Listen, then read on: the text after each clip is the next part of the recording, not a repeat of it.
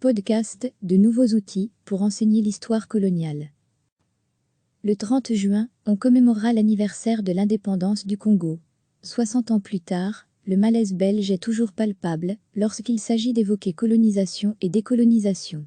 Et pourtant les traces douloureuses de ce passé sont toujours là autour de nous et sont insidieusement ancrées dans le mode de pensée des Blancs. Les nouvelles technologies se veulent outils d'enseignement à l'histoire coloniale. Exemple avec Semblant de rien, un podcast en 4 épisodes, 5 en réalité, car le 3e est divisé en 2, dans lequel 2 jeunes femmes, Estelle Depris et Fiona Saint-Train, déconstruisent les privilèges des personnes blanches et leur donnent les clés pour devenir de bons alliés.es antiracistes. Le podcast Semblant de rien se présente comme une fiction qui raconte l'introspection d'une jeune femme blanche qui, se croyant non raciste, réalise qu'elle a vécu avec un filtre. Elle apprend à déconstruire ses biais pour voir en quoi les Blancs, même sans le savoir, participent au racisme ambiant. Ce podcast s'adresse au départ aux Blancs, qui se pensent non racistes, mais on s'est rapidement rendu compte qu'on s'adressait à tout le monde. On donne aussi aux personnes non blanches des outils, des arguments pour s'adresser aux personnes blanches, précise Fiona Saint-Train. Même si en fait, ce n'est pas aux personnes racisées d'éduquer les personnes blanches, elles doivent s'éduquer elles-mêmes, l'information est à portée de main ou de clic. Le problème est que les personnes blanches ne ressentent pas le besoin de s'éduquer parce qu'elles ne se sentent pas racistes, elles ont des amis noirs, il y a cette incapacité à se penser comme un être qui est socialisé par une société qui a des racines profondément racistes, constate-t-elle. Le podcast propose donc de faire une introspection parmi ces filtres qu'on ne voit pas. Il parle à l'oreille des gens, il entre dans une forme d'intimité, il passe à travers toutes les barrières sociales qu'on peut avoir dans une conversation sur le racisme. Les gens souvent ne veulent pas entrer dans la conversation et sont très vite sur la défensive. Comment amener cette conversation nécessaire en palliant ces problèmes sociaux, ces problèmes de légitimité? Le podcast était l'outil idéal, un média intimiste. On est seul chez soi à écouter. Beaucoup d'abonnés, grâce au podcast, peuvent à présent entrer dans une conversation sans avoir peur d'être maladroits envers leurs amis racisés. Le podcast donne des clés pour cette éducation, cette introspection, dans un but antiraciste, explique Estelle Depris. On pense que le racisme n'arrive qu'ailleurs, en particulier aux États-Unis. Il était important de remettre le curseur sur la Belgique. La Belgique a en effet une histoire du racisme particulière, nourrie par la colonisation, la décolonisation.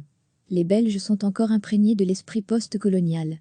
Je pense, en tant que femme métisse congolaise racisée, que la plupart des personnes blanches ne peuvent pas comprendre comment le racisme s'articule dans nos sociétés, avec autant de disparités et d'inégalités de chances, sans revenir sur ce passé douloureux qu'est la colonisation. Et c'est pour cela qu'on a consacré quasiment 1 heure du podcast au Congo, souligne Estelle Depris. En choisissant notre histoire, qui n'est pas du tout neutre, on choisit de mettre en avant certains agendas, et donc de taire la douleur de communautés qui souffrent encore aujourd'hui d'une énorme discrimination, d'une énorme oppression, ajoute Fiona Saint-Train. Pour Estelle Depris, le pire préjugé qu'une personne blanche puisse commettre en croyant ne pas être raciste, c'est de ne pas reconnaître ses privilèges blancs. Le plus violent est de ne pas se remettre en question par rapport à sa place bénéficiaire dans un système qui est majoritairement blanc, ou simplement de ne pas vouloir se poser la question. La clé de voûte dans la compréhension de notre système inégalitaire et raciste, c'est de comprendre le rôle des personnes blanches dans cette lutte.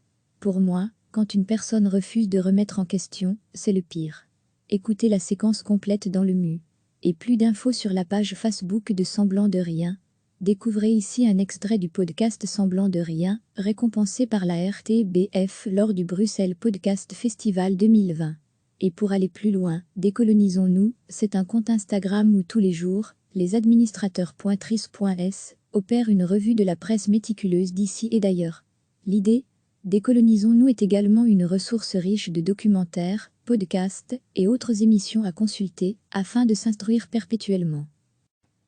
Le 30 juin, on commémorera l'anniversaire de l'indépendance du Congo.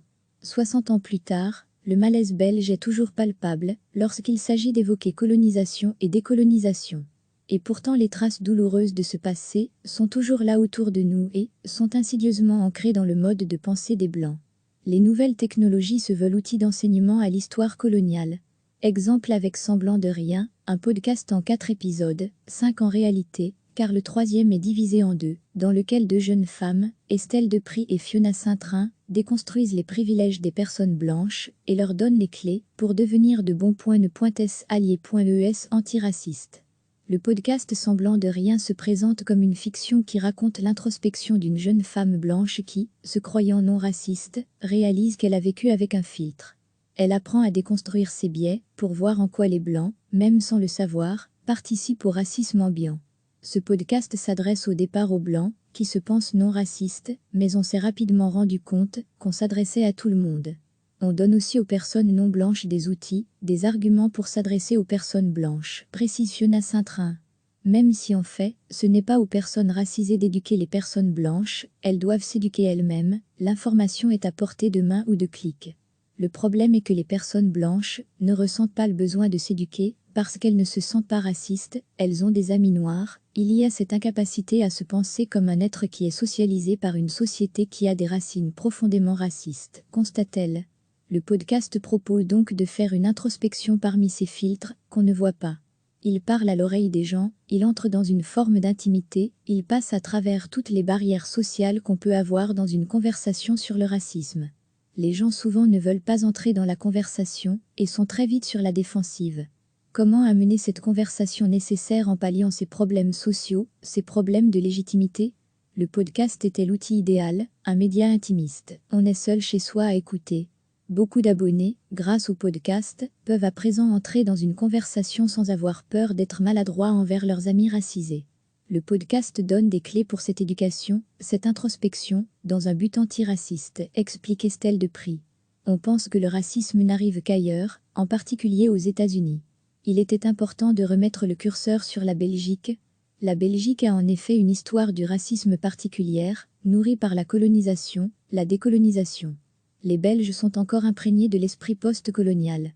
Je pense, en tant que femme métisse congolaise racisée, que la plupart des personnes blanches ne peuvent pas comprendre comment le racisme s'articule dans nos sociétés, avec autant de disparités et d'inégalités de chances, sans revenir sur ce passé douloureux qu'est la colonisation.